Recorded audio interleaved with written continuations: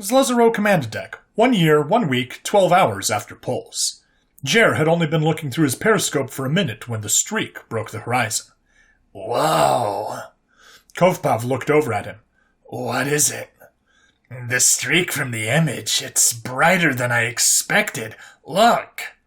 Floating over to Jer's station, Kovpov looked through the periscope. How big is that? Honestly, I don't know. Not enough information to make a good estimate from a bright speck. Assuming they're running normal steam power plants, and the distance estimate is correct, they're generating anywhere from a gigawatt of power to 100 gigawatts. If we had our mirrors sail, we could definitely get an accurate measurement, comparing it to the moon it's orbiting. Lanham jolted up.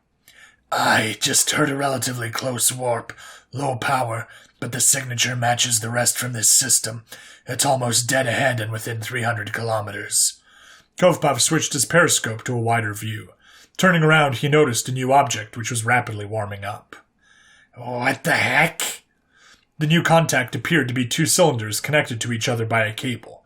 One of the cylinders had triangular radiators extending off the sides. Strange ship design there. Some form of artificial gravity habitat. Lanham, did they warp in?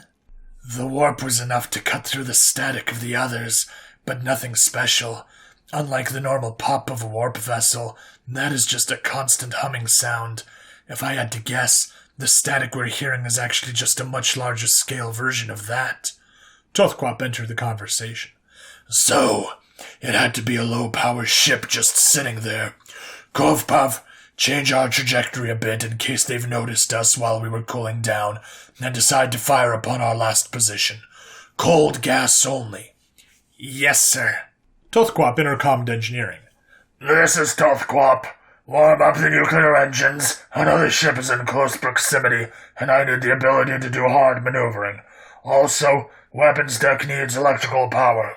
Ling Iron here. The engines are ready to go at full power. Without extending the radiators, we're limited to 5% electrical power. Is that enough? It'll have to be. Best case scenario, we never have to use them anyways. Still, I didn't survive 3 wars to get killed by a random ship because we weren't prepared.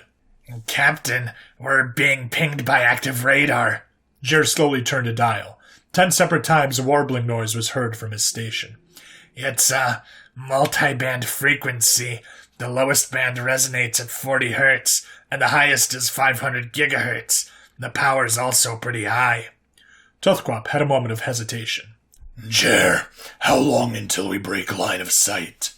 The coincidence rangefinder gives me a current distance of around 462 kilometers. Tracking. Okay, our velocities are 308 meters per second, almost directly away from each other.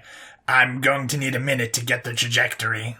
Grabbing a small card from a small stack, he punched out the difference in velocity and approximate range of the other ship down the rows into the paper, floated over to the computing station, then inserted it into the orbital computer. Chugging for a minute, the computer flashed with light, and slowly printed a large sheet of paper which had a small solid circle, a big circle, and an ellipse drawn around it. Jer grabbed the paper and brought it to the captain's table with a string to mark it.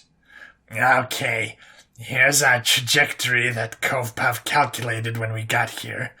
Our ellipse is marked with O marks, which correspond to the length of our travel every 10 minutes. The other ship's trajectory is here and marked with X marks every 10 minutes.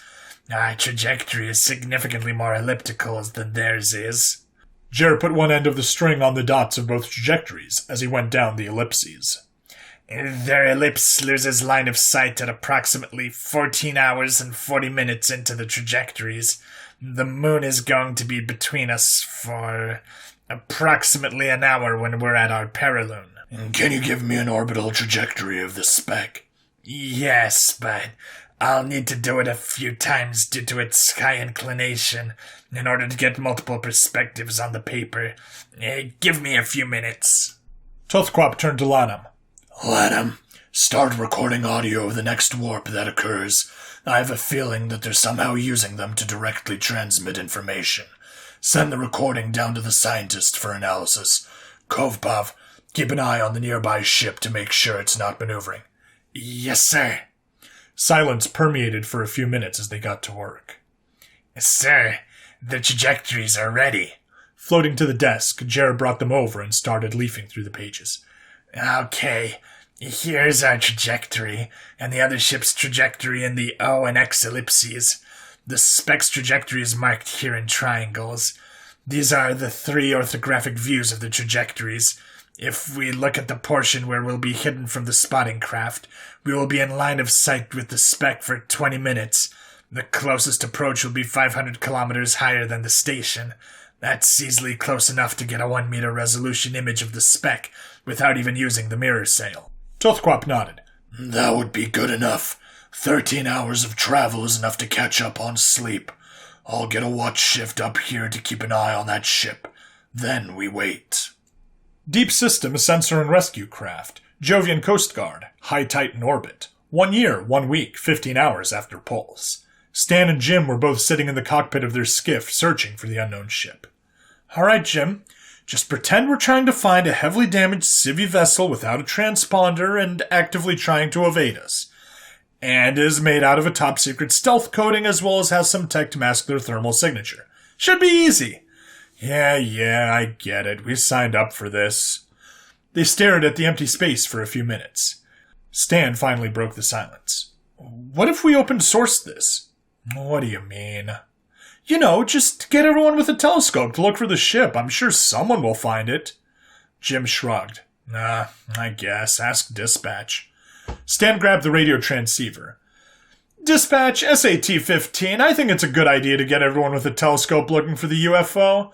No luck. Requesting permission to start a missing ship alert. Over. SAT-15, dispatch. Understood.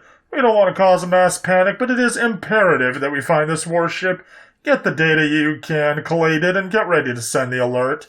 When we get permission from High Command, send it immediately. Over. Dispatch, SAT-15. Understood. Over and out. Alright, the other ship was almost stationary on our scopes, so although we don't have a trajectory plotted, we do have a probability map of possible trajectories. The computer's already plotted the orbital heat map, and I'll post the information in a high-priority alert on the ship-wide network the moment they give the go-ahead. Chin-Chan Mark II Internet Forum. UFO Spotting Thread, 1,000 members. Billy the Goat 3953. Guys, the Coast Guard has put out a new alert for an unknown object in the orbit of Titan. They need good telemetry and are asking anyone with a scope to assist. I'm posting the orbital data here.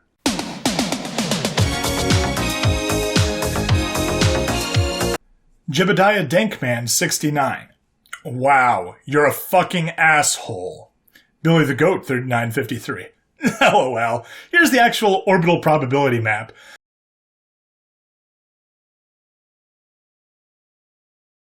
I've just been spamming this on every server. Jebediah Dankman 69. Oh, I'll let my guys know. Serious Canada Honkers. My current position's pretty close to them. I have my mini array up and running. I want to see what all the fuss is about. The snack. I just got the alert as well. There's already 20,000 people joining the search and it's been 5 minutes. What exactly are we looking for? Admin? My God, Rod. I was just speaking to some contacts in the government. We're looking for a potentially alien stealth ship approximately 100 meters long. It absorbs radar to unbelievable levels and emits almost no infrared radiation. For frick's sake, just send the data if you find it and do not attempt to intercept it. Captain William Monger's personal quarters. 1 year, 1 week, 15 hours after pulse. Relaxing after a long day, William finally lay in bed to read his book. The modifications to the ship were finalized. All of the cargo had finished loading, and the crew was still on shore leave. Everything was actually on time for once. He had just taken off his pants when his personal cell phone rang in an emergency tone. Frowning, he answered. Captain Monger, we have just verified a report of a goddamn alien warship in the Saturn system. It has advanced stealth technology, no thermals, and our radar doesn't even register so much as a bird. The Cordians deny any involvement, and I'm inclined to believe them. We didn't have time to plot a good trajectory, but we got an area of high probability for the ship to be in. As of now, High Command is ordering the torch scrambled. Your crew is being rounded up, and we're dispatching an Earth shot to push you away from the station as quickly as possible. Intercept the warship and see what they're doing in our space. Good luck, Captain. Grabbing his pants and his personal communicator, William ran out the door. Gally, this is the captain. We're going to need a whole-ass keg of coffee on the bridge. Hub Station, Laser Control Room. 1 year, 1 week, 1 day after Pulse. The operations coordinator got off the phone just as he burst through the doors of the control room. Look alive! We just received emergency orders for an unscheduled Earth shot at maximum power. Everyone sat up. The movie that had been playing on the projector was turned off, and snacks were quickly scarfed down. The lead operator ran over and confirmed the orders. Holy shit! Okay, checklist! Running to his station, he grabbed a red clipboard and walked around the room. 200 megawatt laser checks. Lasers 1 through 20, operational. 21 through 40, operational. 41 to 60, operational. 61 to 64 are down for preventative maintenance. It'll take too long to get them running, so I'm crossing them off. 65 through 80, operational. 81 to 100, reserved for emergency use. 10 gigawatt lasers, all 5 of them are fully operational. We just need the power. Coolant at nominal pressure, coolant pumps on standby, all lasers on CW mode, no electrical system outages, emergency power banks fully charged, current station generator output 1 gigawatt, requesting emergency maximum power in an hour. Okay, ahem. Station-wide announcement, an unscheduled max power Earth shot will be commencing in 5 minutes. All windows will be blacked out for the next half hour. We apologize for the inconvenience.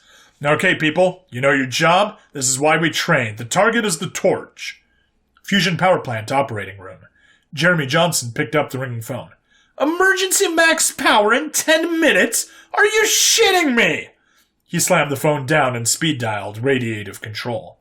Hey, Adamaya, get maintenance off the radiators. The assholes at the laser club need max power in 10 minutes because nobody told me they'd be doing an unscheduled Earth shot. I need all coolant lines open to full as fast as humanly possible. You're worried about hydraulic hammer effects? I built this station with my bare hands. You can take a goddamn beating. Start warming the radiators up now. Yeah? Thermal expansion can go fuck itself. Do you think the turbines were made to be pussies? I'm already warming them up. I'm about to send you guys 150 gigawatts of high-grade waste heat, whether you can handle it or not. Earthshot ablative fuel canister. Fastened securely to the pusher plate, the Earthshot is a simple steel tank containing roughly 5,000 tons of ice, mixed with a black pigment. Unlike the drone tugs, there is no set of complicated mirrors. Instead, the ice directly faces the laser banks, gets blasted by pulsed lasers, and heats a small portion to 500,000 Kelvin. The shape that the lasers erode into the ice help direct the flow of gases, and causes them to have an average velocity of about 80 kilometers per second. Repeat this cycle 100 times a second, and you get around a meganewton of thrust.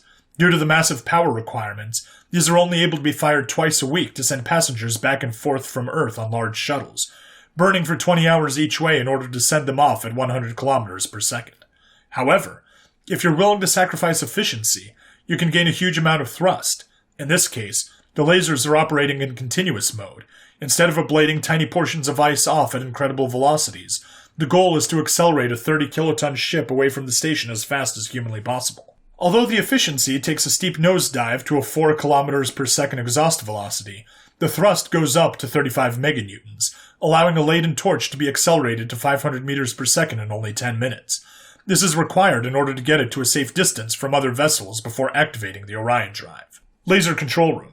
The lead operator looked across the control room. Everyone gave him a thumbs up. Checking the power available, he noted that it was around 2% less than optimal, but time was of the essence.